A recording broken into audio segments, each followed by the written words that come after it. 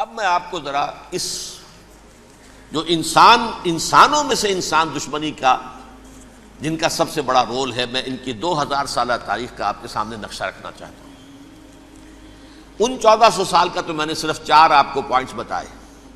موسیٰ سے عیسیٰ تک 1400 برس علیہ الصلوۃ والسلام، 2 مرتبہ عروج، 2 مرتبہ زوال، اشیریوں کے ہاتھوں پٹوائی، بابلیوں کے ہاتھوں پٹانا، گریکس کے ہاتھوں مرمت، رومنس کے ہاتھوں مرمت۔ یہ جو 2000 سال ہیں، کیونکہ اب تو ظاہر بات ہے 21ویں صدی شروع ہو گئی، 20 صدیاں حضرت مسیح کو پوری ہو گئیں۔ پہلی بات نوٹ کیجئے، حضرت مسیح کی پیدائش ہے سن 1 قبل مسیح۔ یہ نقطہ آپ نے کبھی سنا ہے یا نہیں؟ جب ملینیم کا سلسلہ شروع ہوا تھا پچھلے سال، تو میں نے بیان کر دیا تھا کہ ایک عجیب حساب کے اندر انہوں نے غلطی کی ہوئی ہے۔ حضرت مسیح کی پیدائش ہوئی 25 دسمبر کو، سن انہوں نے شروع کر دیا، اس کے بعد جنوری آئی تو پہلا سال شروع ہو گیا۔ اگر جنوری سے پہلا سال شروع ہوا تو یہ 6 دن جو ہے تو اس کے پچھلے سال میں تھے، لہذا کہا جائے گا کہ Jesus Christ was born 1 year before Christ, BC۔ تو 1 قبل مسیح میں حضرت مسیح کی پیدائش ہوئی۔ یہ آخری اسرائیلی نبی اور رسول۔ یہودی علماء کی مخالفت، دشمنی، سولی پر چڑھوا دینا میں بیان کر چکا ہوں۔ سن 33 عیسوی میں، جبکہ حضرت مسیح کی عمر 33 برس تھی، اللہ تعالیٰ نے انہیں زندہ آسمان پر اٹھا لیا، لیکن یہودیوں نے اپنے خیال کے مطابق انہیں سولی پر چڑھوا دیا، ان کی موت واقع ہو گئی۔ اگرچہ اس کے بعد یہ اختلاف ہے ان میں، یہودی کہتے ہیں وہ سولی پر چڑھ گیا، ختم ہوا، مر گیا۔ عیسائی کہتے ہیں نہیں، انتقال ہوا ہے مسیح کا صلیب پر، لیکن پھر وہ دوبارہ زندہ ہو گئے ہیں۔ ان کی لاش ایک غار میں رکھ دی گئی تھی، وہاں ریزریکشن ہو گیا، ان کا باعث بعد الموت وہیں ہو گیا، اور پھر انہیں اللہ نے زندہ آسمان پر اٹھا لیا۔ تو ہمارے اور عیسائیوں کے درمیان نوٹ کر لیجئے، یہ چیز مشترک ہے کہ حضرت مسیح آسمان پر زندہ اٹھائے گئے۔ فرق کیا ہے؟ وہ سمجھتے ہیں کہ سولی دیے گئے، سولی پر مرے، پھر زندہ ہوئے، پھر گئے۔ ہم سمجھتے ہیں کہ نہیں، وما صلبوہ وما قتلوہ، انہوں نے نہ صلیب دے سکے انہیں اور نہ انہیں قتل کر سکے، بل رفع اللہ الیہ، اللہ نے اٹھا لیا۔ پھر ہمارا اور یہ اس کا عیسائیوں کا ایک اور اتفاق ہے، سیکنڈ کمنگ آف جیسس، حضرت مسیح دوبارہ آئیں گے۔ یہ عیسائیوں کا بھی عقیدہ ہے اور ہمارا بھی۔ بہرحال تو جیسا کہ میں نے عرض کیا کہ اس وقت یہ عذاب استیصال، عذاب اکبر کے مستحق ہو چکے تھے، لیکن اللہ نے ان کی مدت دراز کی ہے، لیکن ان پر دنیاوی عذاب کا ایک کوڑا جو ہے اللہ تعالیٰ کی طرف سے اسی وقت برسا۔ دنیاوی عذاب دنیا میں رہتے ہوئے ختم نہیں کیا گیا۔ 37 برس بعد، حضرت مسیح کے رفع سماوی کے 37 برس بعد، سن 70 میں یہودیوں نے بغاوت کی رومیوں کے خلاف۔ رومی ٹائٹس جنرل تھا ایک، اس نے پھر جو حملہ کیا ہے، 1,33,000 یہودی ایک دن میں قتل کیا یروشلم میں،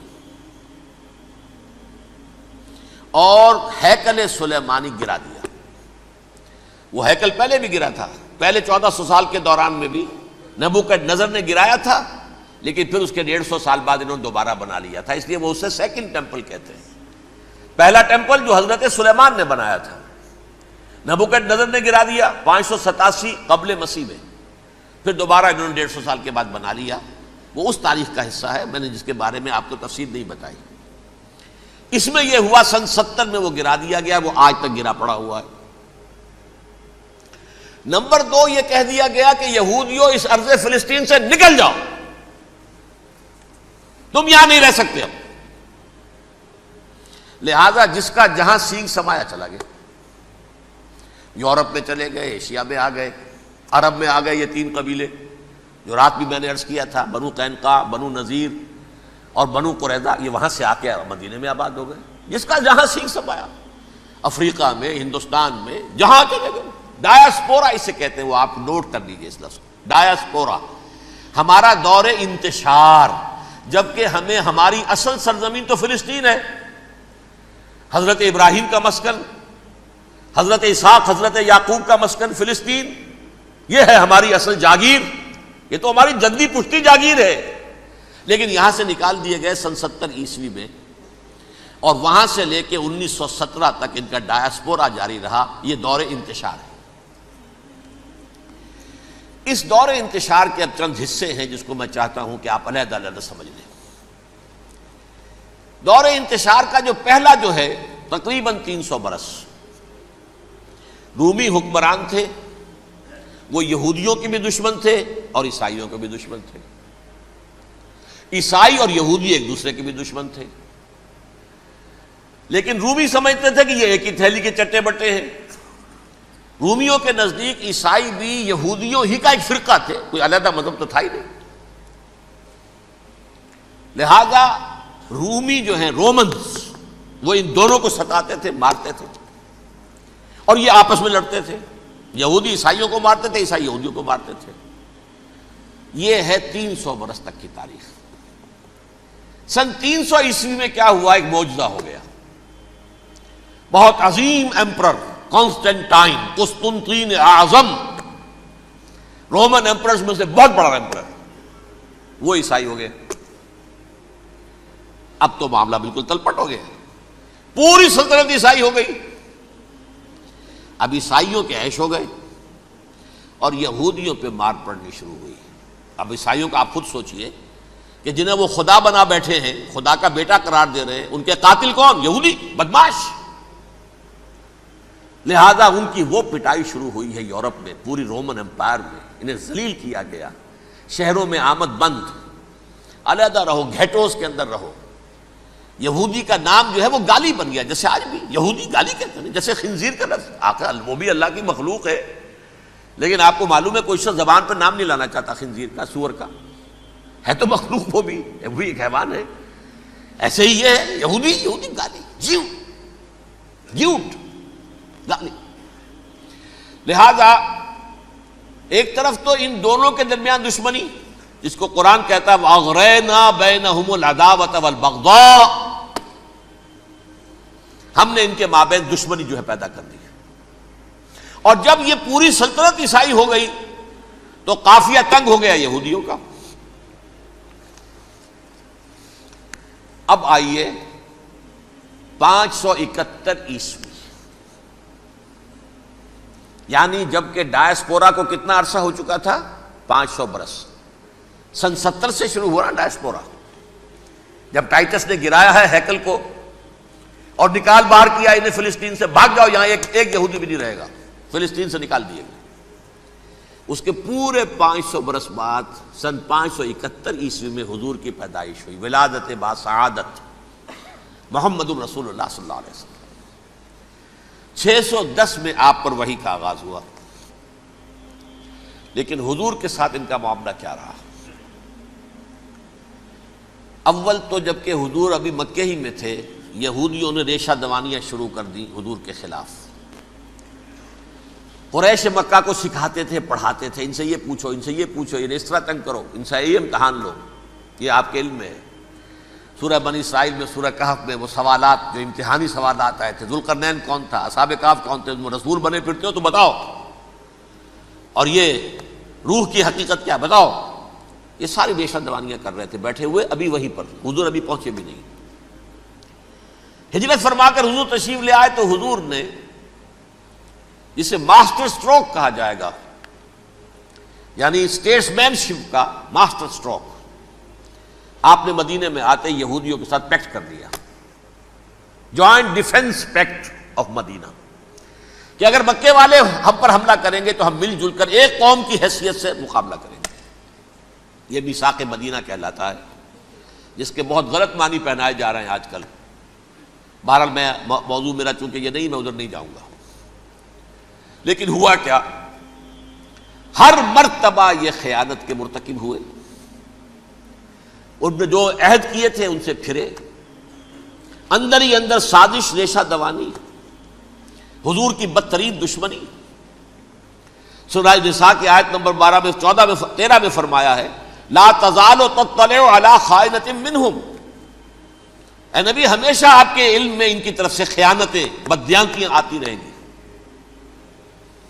اور بار بار وہ مسلسل جنگ کی آگ بھڑکاتے تھے. قریش کو دعوت دیتے، آؤ آؤ آؤ ہم اندر سے بغاوت کر دیں گے، تم آؤ تو صحیح، ختم کریں محمد کو اور اہل ایمان کو صلی اللہ علیہ وسلم ورضی اللہ تعالی عنہم اجمعین. لیکن پھر جب وہ آتے تھے تو یہ دبک جاتے تھے، ان میں ہمت نہیں تھی، میدان کے مرد نہیں رہے تھے. یہ سورہ حشر میں ان کا نقشہ کھینچا گیا ہے. کھلے میدان میں مقابلے کی اس کے اندر صلاحیت ہی نہیں ہے. یہ تو فصیلوں کے پیچھے سے، جیسے عورتیں کہیں دیہات میں لڑائی ہوتی ہے تو مرد جو ہے گلیوں میں لڑتے ہیں، عورتیں اوپر سے پتھر پھینکتی ہیں، بس وہ کام یہ کر سکتے تھے. من ورائے جدر، فصیلوں کے پیچھے سے، جنگ میں میدان میں نہیں آ سکتے. بہرحال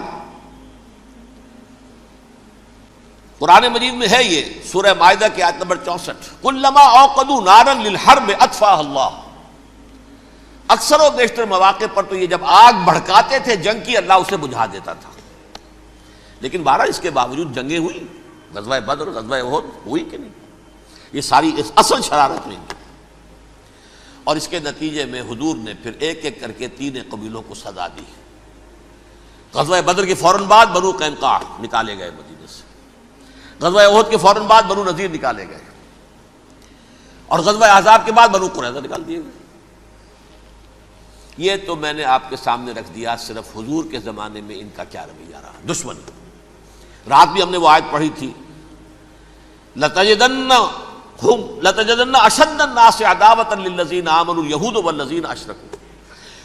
اہل ایمان کی دشمنی میں شدید ترین تم پاؤ گے یہودیوں کو اور مشرکین. مشرکین بھی بعد میں ہے، پہلے یہودی.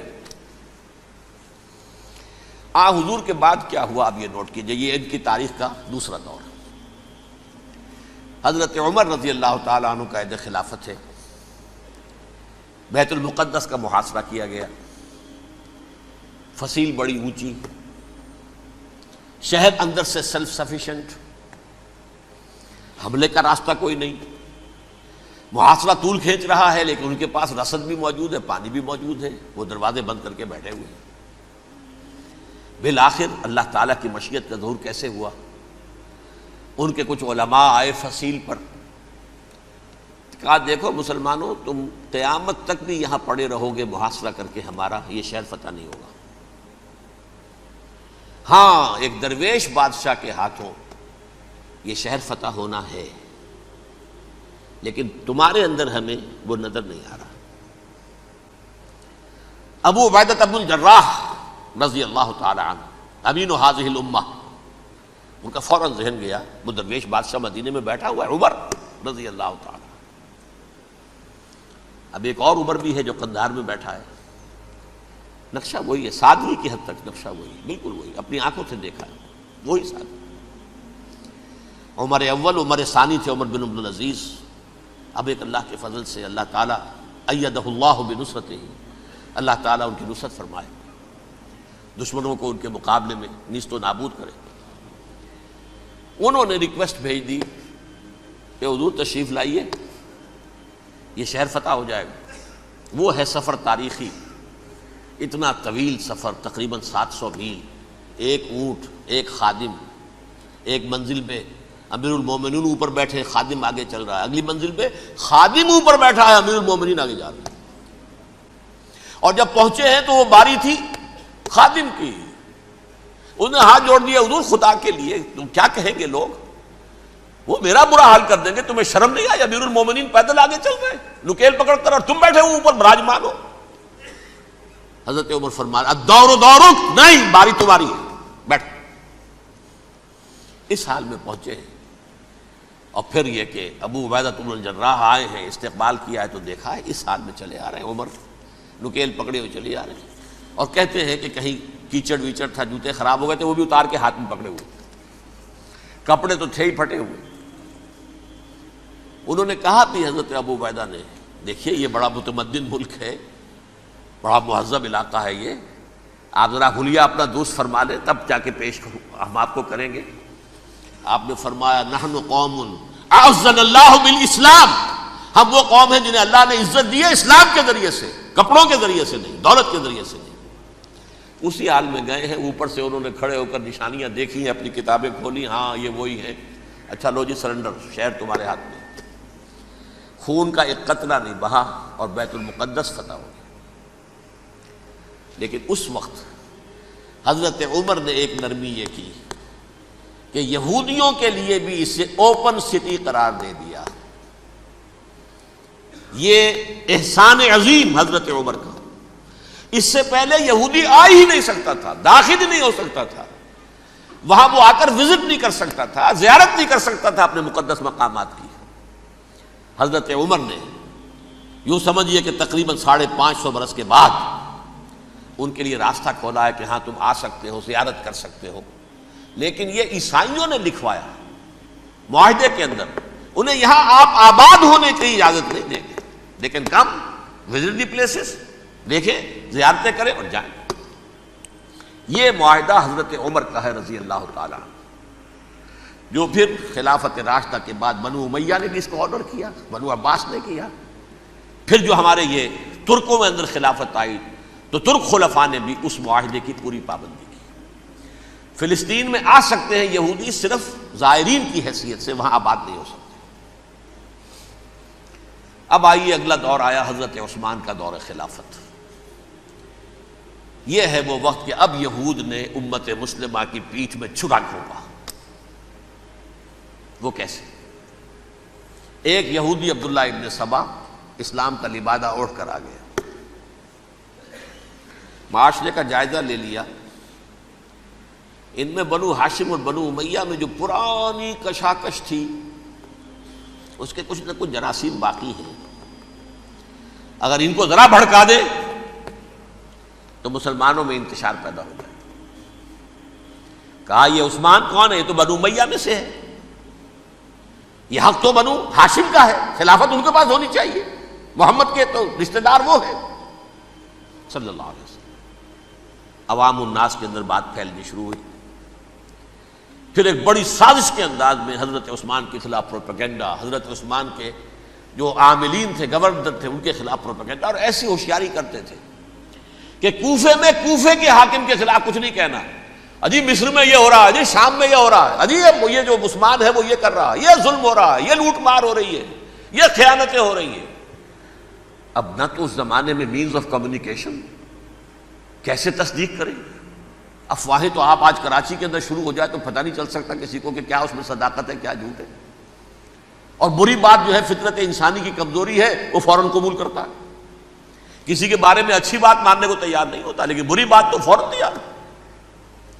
بہرحال یہ فتنہ انہوں نے اٹھایا، حضرت علی کی الوہیت کا فتنہ اٹھایا، حضرت عثمان کے خلاف الفتنۃ الکبریٰ برپا کیا، حضرت عثمان شہید ہوئے، اس کے بعد 5 برس تک مسلمان ایک دوسرے کی گردنیں کاٹتے رہے، باہمی خانہ جنگی ہوئی، امت کو وہ زخم لگایا ہے جو آج تک جس سے خون رس رہا ہے۔ یہ شیعان عثمان اور شیعان علی تھے جو بعد میں پھر سنی اور شیعہ ہو اور آج تک ہے۔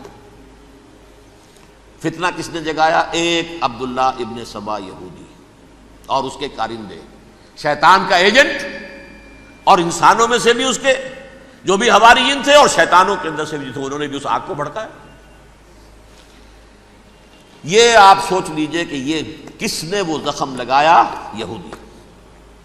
اگلا دور آیا، خلافت راشدہ ختم ہوئی، بنو امیہ کا بھی دور کافی گزر گیا۔ طارق ابن زیاد 712 عیسوی میں حملہ کرتے ہیں اسپین پر۔ اسپین اس وقت عیسائیت کا بہت بڑا گڑھ، بڑے کٹر ترین عیسائی جو ہے وہ اسپین میں تھے، لہذا یہودیوں کی وہاں بہت پٹائی ہوتی تھی، یہ میں بتا چکا ہوں، دشمنی تھی ان کی تو چلی آ رہی تھی عیسائیوں کے ہاتھوں یہودیوں کی، وہ تو سن 300 عیسوی سے ایمپرر کانسٹنٹائن کے بعد سے شروع ہو گئی تھی۔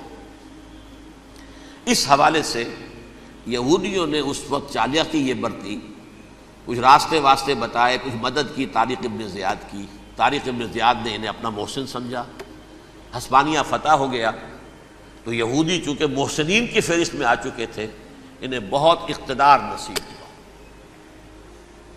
بڑی سپورٹ مسلمانوں نے دی۔ ان کے بڑے بڑے علماء جو ہیں اسی دور کے اندر پیدا ہوئے، بڑے بڑے تھنکرز ان کے اسی دور میں پیدا ہوئے۔ بن گوریون جو کہ ایک وزیر اعظم تھا اسرائیل کا، اس نے یہ لکھا ہے اپنی کتاب میں، Muslim Spain was the golden era of our diaspora. وہ ڈائسپورا جو 70 عیسوی سے شروع ہوا تھا اور 1917 عیسوی تک جاری رہا ہے، اس میں سے گولڈن ایرا ہمارا جو تھا وہ مسلم اسپین تھا. ہسپانیہ میں بیٹھ کر ہم نے عیش کیے. لیکن وہاں سے انہوں نے اور جو کچھ کیا، یہ تو داستان کے بہت سے گوشے ہیں، لیکن میں جس اسٹریٹ لائن میں چل رہا ہوں اس کے اعتبار سے ایک بات سمجھ لیجیے. وہاں بیٹھ کر انہوں نے اب عیسائیت کی پیٹھ میں چھرا گھونپا، پروٹیسٹنٹ مذہب پیدا کیا، تقسیم کر دیا. جیسے شیعہ سنی کی تقسیم، عبداللہ ابن سبا، رومن کیتھولک اور پروٹیسٹنٹ کی تقسیم، یہودی علماء. ہوتا کیا تھا؟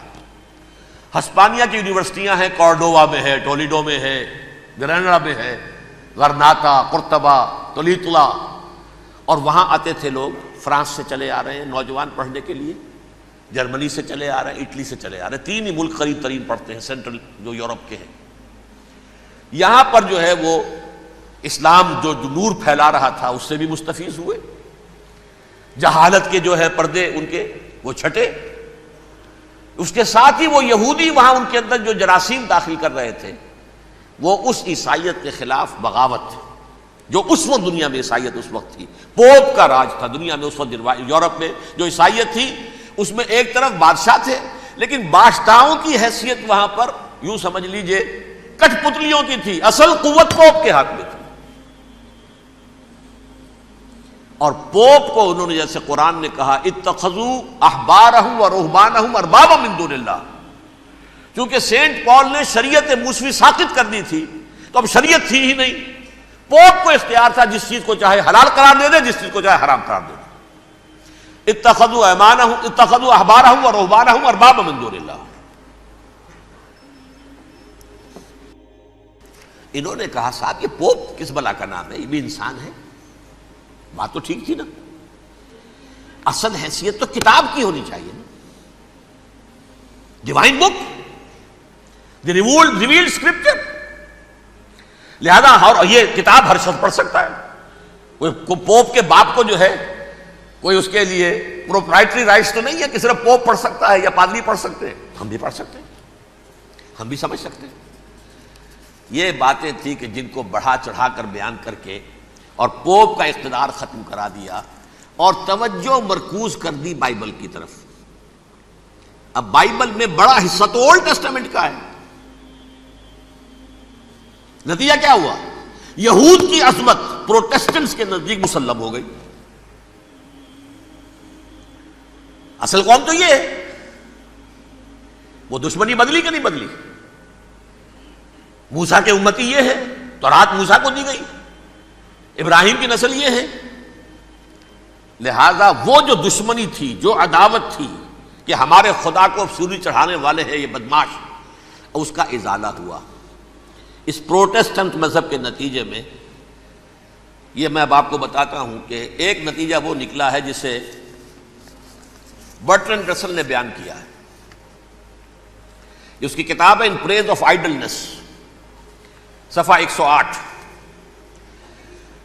وہ لکھتا ہے the Christians retaining the Judaic belief in special revelation added to it the Roman desire for worldwide domination and the Greek taste for metaphysical subtleties. The combination produce the most fiercely persecuting religion that the world has yet نون.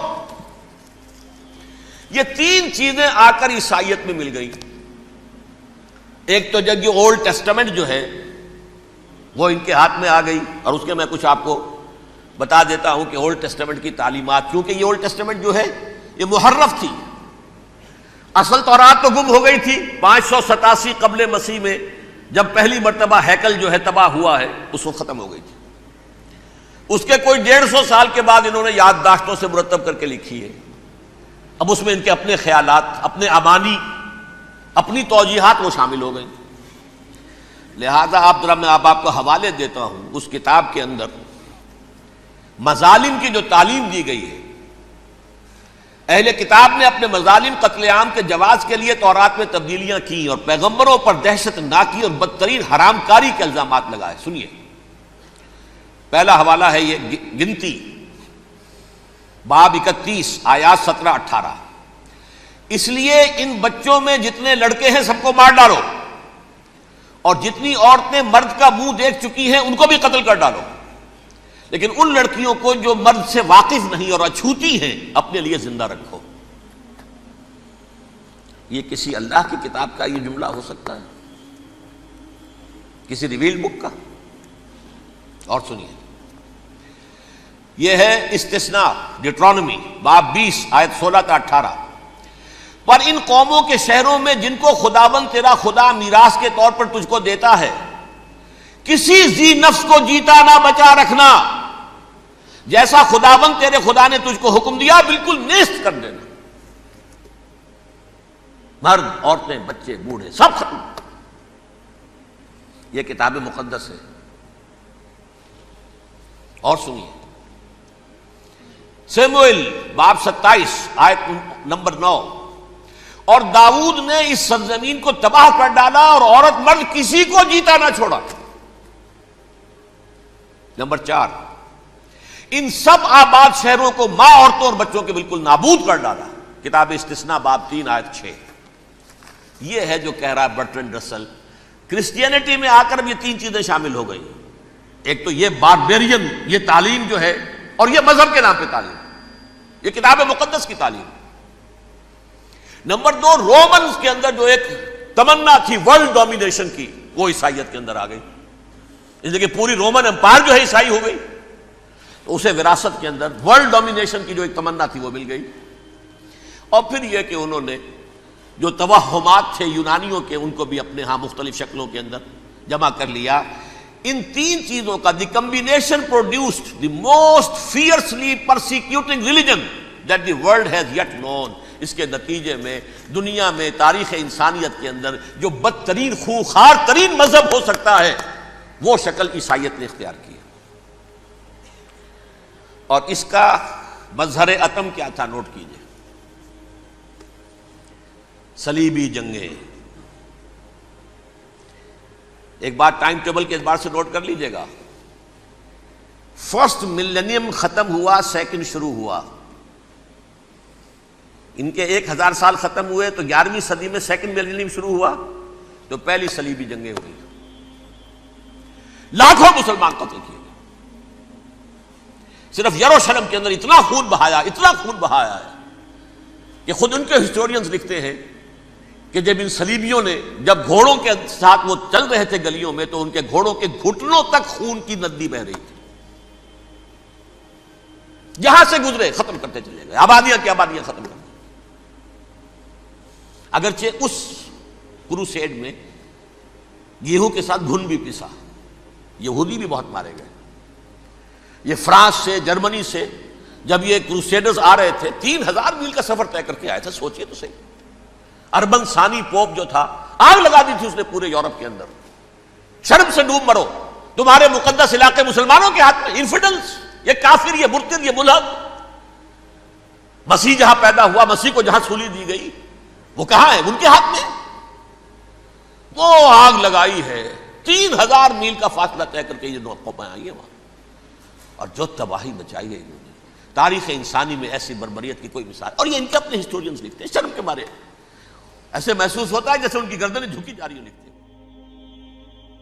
صلی اللہ علی محمد صلی اللہ علیہ وسلم.